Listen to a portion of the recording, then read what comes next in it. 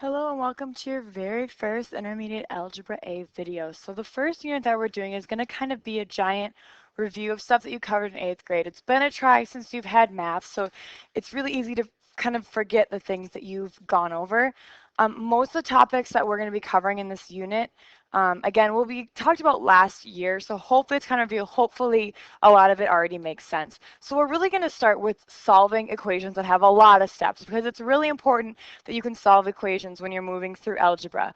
So what we're going to do is we're going to go through the steps, and I talk a lot faster than you can write. So go ahead and pause the video as needed to be able to watch the video and write things down. So the first step you're going to do is to simplify each side of the equal sign by distributing and combining like terms. Before you move anything, you want to make sure like terms are combined, and make sure that you've distributed everything you need to. The second thing you need to do is gather variables on one side of the equal sign. So we want all our x's on one side or all our y's on one side. And we want every letter on the same side. Then we're going to use next addition or subtraction to cancel that constant. We want to get rid of it so we just have x's left to deal with. And finally, you're going to use multiplication or division to cancel that coefficient. So then we have something that's simply x equals. So let's go ahead and take a look at what this looks like.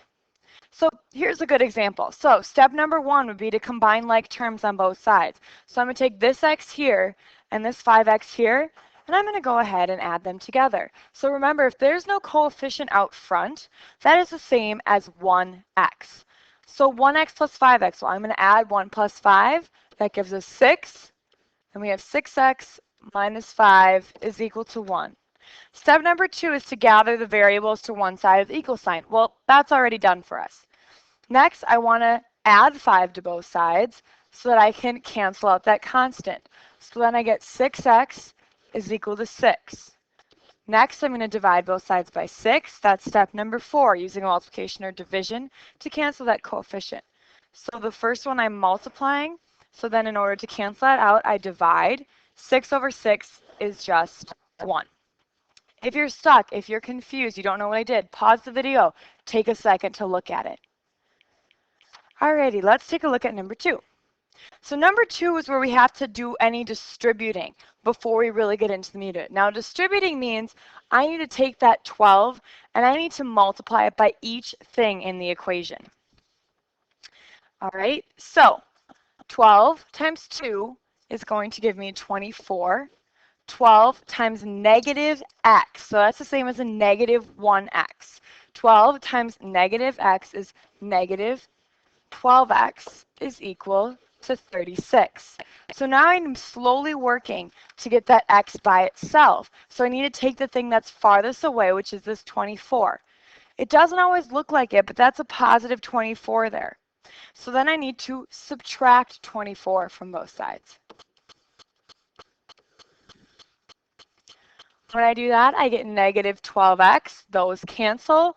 36 minus 24 is going to give me 12. Then I can divide both sides by a negative 12. And I get x is equal to a negative 1. Okay? All right, let's move on to that next one. So I'm going to get this one started for you, and I want you to pause the video and finish it up yourself. So we're simplified on both sides. However, we need to get our x's to the same side. So I want to take this x, and I want to somehow get it over to that other side. Well, I see that I'm subtracting a 2x, which means to get it over to the other side, I need to add 2x. So then I get 8x minus 11 is equal to 5. Go ahead, pause the video, take a second, solve that for x. Normally when you take quizzes at the end of the video, which is what you're going to be doing, these are the questions that'll pop up on there, the ones that I'm asking you to do on your own. So let's take a look at this one. I want you to try this one completely on your own. First thing is to distribute. Then I want you to get the x's on the same side, multiply, and divide. Next one here. So we need to simplify this out, which gets a little complicated because we have a fraction. I have 1/2 x and I have 1x. So I'm going to go ahead and add those together. Fractions get confusing. Well, I can write 1 as 2 over 2. If I write 1 as 2 over 2, then when I do that, I can add the fractions. So then I get negative 10 is equal to 3 halves x. Remember, when you add fractions, you add the numerator, keep the denominator the same. Awesome. But now I need to figure out a way to get rid of that 3 halves. So I can do that by multiplying everything by the reciprocal. The reciprocal of the fraction is the fraction flipped on its head. So 3 over 2 and multiplying it by 2 over 3. So then I'm going to also be multiplying negative 10 by 2 over 3. So let's simplify that out. I'm going to bring my x over here. 2 times negative 10 is negative 20 divided by 3. Last thing I want to check is if I can simplify that answer, and I cannot. So I'm going to leave that as is. All right. I want you guys to now pause the video and try number 6 on your own. So we're just checking, can you solve equations? That's the biggest thing from this lesson today. All right, let's check out this word problem. Your school is building a new computer lab. 400 square feet of the center will be available for computer stations. Each station requires 20 square feet. Write and solve an equation to find out how many computer stations can be placed in the new lab. Okay, so I'm going to let x equal the amount of computers that I have. So for every x computer station that I have, it's going to require that I have 20 square feet. Well, okay, that's good. Well, how much do I have? I have a total of 400 square feet. So now all I have to do is solve for x to figure out how many computer stations I can have. So all I have to do is divide both sides by 20, and you get that x is equal to 20. Because this is a word problem, you're not done by just saying x equals 20. You need to make sure you have a label on it. So I would put 20 computers. Okay, so that has your label. Flip it over to the back side. I want you guys just to kind of take a second to read through this chart, pause the video. I'm going to go through and fill in the symbols. So if we're talking about added to, increased by, more than, some, in addition to, then you want to use an addition sign. If you're talking about subtracted from, decreased by, less than, difference, taken away from, you want to use a minus sign. If you're talking about multiply by, product, times, 1/3 of, 1/2 of, anything like that, that is going to apply multiplication, which there's a number of multiplication symbols that you see. Sometimes you see the dot, sometimes you see the star, sometimes you see the X. Next, you have quotient, divided by, split into groups, pieces. So then we're going to do divided by, and those are the two symbols you typically see for divided by. Next one, you have squared. If I have something squared, that means I'm taking a number and I'm raising it to the second power. We would call that a squared. If I have something cubed, that means I'm going to take a number and raise it to the third power. That would be a cubed. Now, if I have something to the nth power, n could be 12, n could be 15. Okay, all that's saying is I'm taking a certain number and I'm raising that to the n power.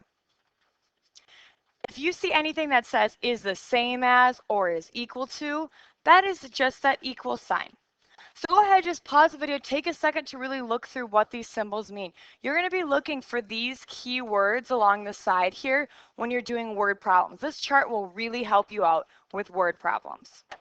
So let's work on translating some of these phrases into equations. So the sum of a number and 16 is 32. So I'm going to let when it says a number, I'm going to let x represent that number. So the sum of a number, sum is plus, and 16 is 32.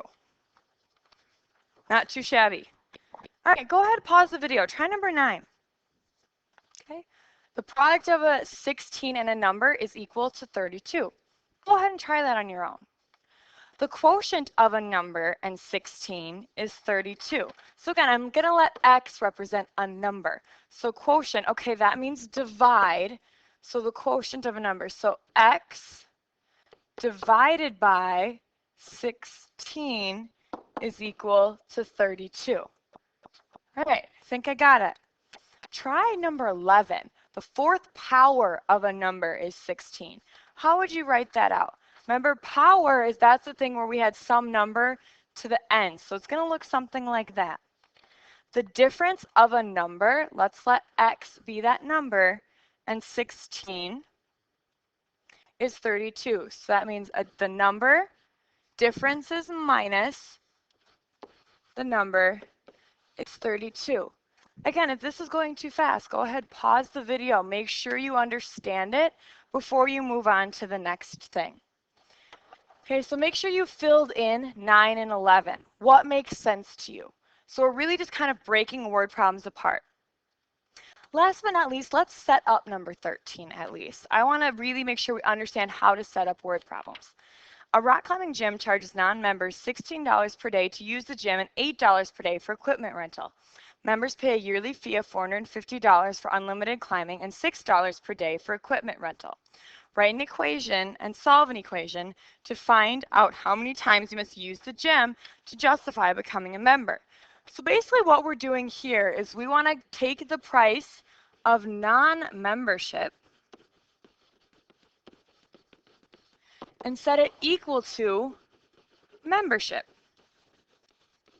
I want to figure out when they're going to be the same thing. Well, let's look. Okay, so non-members are going to pay $16 per day. So I'm going to let X represent the number of days that I'm going to the gym.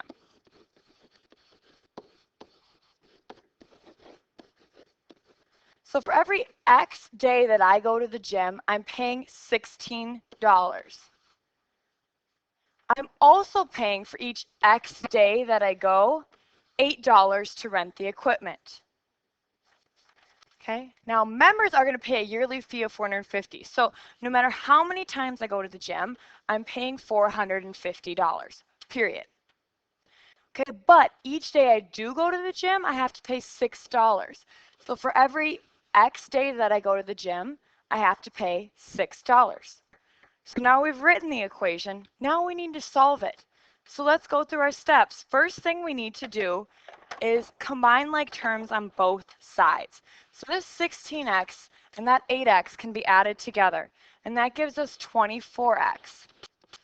And that's going to be equal to 450 plus 6x. So now I want to solve to get my x's on the same side. Well, I see that on this side, x is already by itself. So I'm going to go ahead and subtract 6x from this side. 24x minus 6x gives me 18x, and that's equal to 450. Last thing I need to do is divide both sides by 18, and then I get x is equal to 25. Again, we need to label it. This is a word problem. So think about what you'd want your label to be. I would label it days because that's what we originally assigned x to be, was the number of days at the gym. So if I go to the gym 25 days, it doesn't matter if I'm a non-member or a member. If I only go 24 days, I shouldn't spend the money for the membership. If I'm going to go 26 days, I want to spend the money for the membership. That's what that word problem means. All right, so usually when we're done with this video, you're going to stop and you're going to take the quiz on Schoology right underneath it.